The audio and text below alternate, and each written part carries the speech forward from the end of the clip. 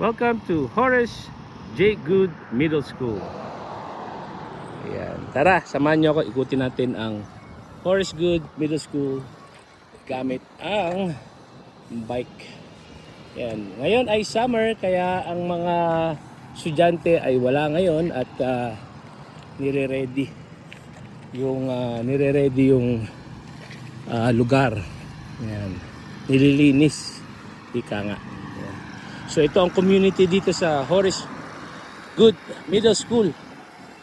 Ayan, muli meron tayong elementary school K to 5. Tapos meron din tayong middle school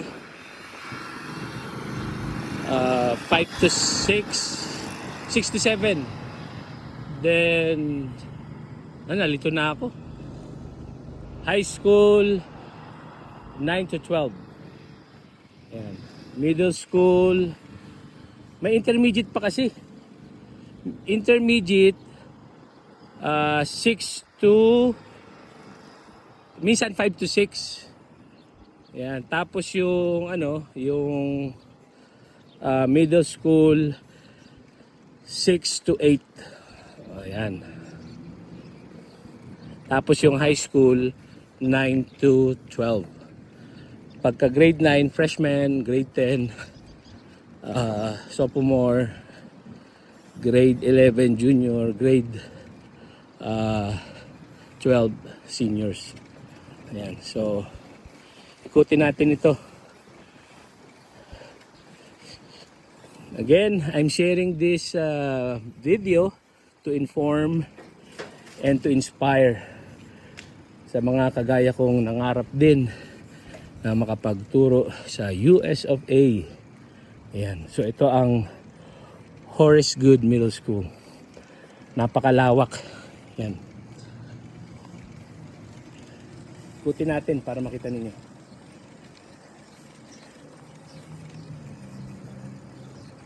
Ayan yung tsura niya, oh. Oh, ito. Lawak.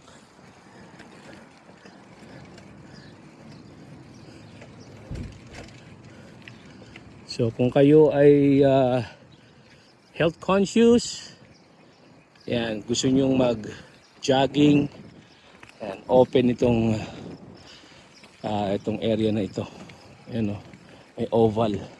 Napakalaki, napakaganda. Yan.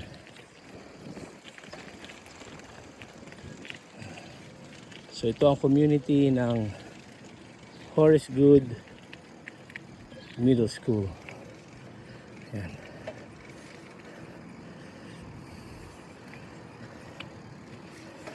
So marami, lahat halos ng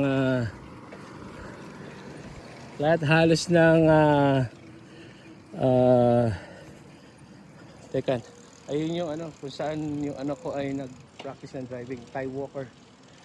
Yan. Shout out sa Ty Walker Driving School. Yan, dito sa Kansas. So lahat ng schools dito sa Garden City ay gagawa natin ng video para makita nyo yung iba't ibang schools dito. So far mayroon na tayong videos doon sa school ko. Napakalaking Garden City High School. Yan, HGMS, Horace Good Middle School. Alta Brown, Florence Wilson, ayan, tapos meron pa yung isa, Saint Bernardine Seat. Ayan. Oh, ang ganda ng aso. Ayan. So ito yung Horace Good Middle School. Matatapos ang video natin kung saan tayo nagsimula. So, ipakita ko yung community ng Horace Good Middle School.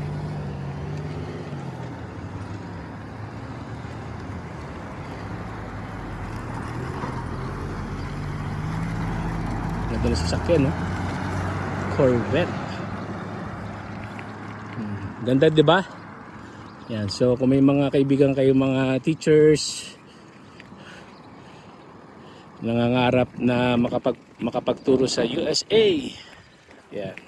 Tayo po ay ika nga nagpe-pay forward.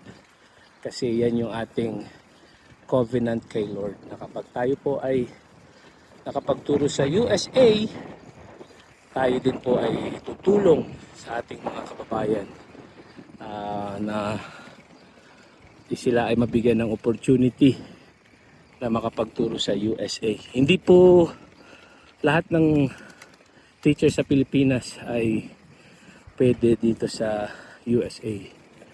No, hindi lahat ay ika nga pwede sa USA.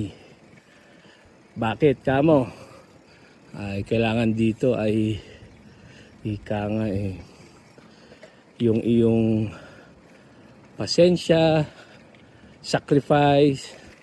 Siyempre pag pupunta ka dito, yung laki ng gastos, no?